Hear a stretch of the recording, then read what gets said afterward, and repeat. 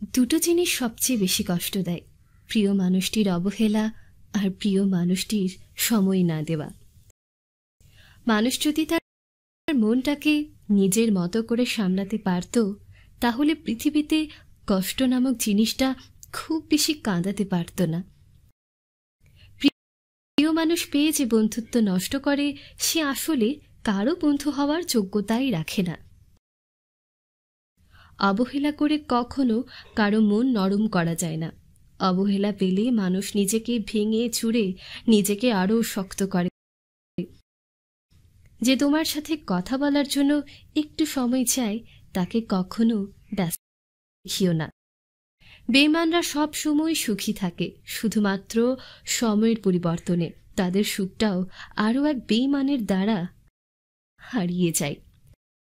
যারা তোমাকে ধরেই নিয়েছে যে তুমি খারাপ, তাদেরকে প্রমাণ দেওয়ার নেই যে তুমি কেমন। অন্যকে ঠকিয়ে কত দূর যাবে? জীবনের পথটা অনেক বড়, কাছে কিংবা দূরে হোঁচট একদিন খেতেই হবে। প্রিয় মানুষটির থেকে আমরা বিনা সেটাই হয়ে থাকি। ভালোবাসা ক্ষণিকের জন্য নয়, ভালোবাসা তো অনন্তকালের জন্য। মানুষ যোগ্যতার চেয়ে বেশি কিছু পেয়ে গেলে কখনো তার মূল্য বা গুরুত্ব বোঝে না, কিন্তু হ্যাঁ, সেটা হারিয়ে যাওয়ার পর ঠিকই বুঝতে পারে। কিন্তু হারিয়ে যাওয়ার পর বুঝতে পেরে আর কোনো লাভ হয় না। কিছু কিছু মানুষ আছে, তারা মনে করে যে তাদের চেয়ে বড় চালাক আর কেউ নেই, কিন্তু প্রকৃতপক্ষে তারা নিজেরাই তাদের ভাগ্য শেষ করে দেয়। যদি সে যেতে, তাহলে তাকে যেতে দাও, কেন তাকে আটকে রাখতে যাচ্ছ? সুস্থ মানুষেরা ভাবে যে এই পৃথিবীতে কেউ না কেউ তাদের আপনজন হয়। এরা জানে যে এই পৃথিবীতে কেউ কারো নয়। ইচ্ছেগুলো পূরণ হয় না বলে মন খারাপ। মানুষটা চলে যাওয়ার সময় বলে, নিজের যত্ন নিও। অবহেলা মানুষের মনে খানিকটা আকৃষ্টতা বাড়ায়, তারপর ধীরে ধীরে মন থেকে একেবারে উঠে যায়।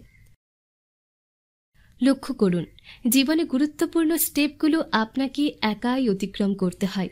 তাই কে সাথে আছে আর কে সাথে নেই সেটা দেখা কিন্তু খুব একটা জরুরি নয়। শব্দের নিজেরও একটা স্বাদ থাকে। কাউকে বলার আগে একবার নিজের উপর প্রয়োগ করে দেখো। যদি নিজের ভালো না লাগে, তাহলে সেটা অন্যের কি করে ভালো লাগবে? কারোর যদি স্বভাব বুঝতে চাই, তাহলে তাকে সম্মান দাও। আর যদি কারো উদ্দেশ্য বুঝতে চাও, তাহলে তাকে স্বাধীনতা দাও। আমাকে দুর্বল ভেবে নেওয়ার মতো ভুল কখনো করো না। সঠিক সময় আমি ভালোবাসতে জানি, আবার আঘাত করতেও জানি।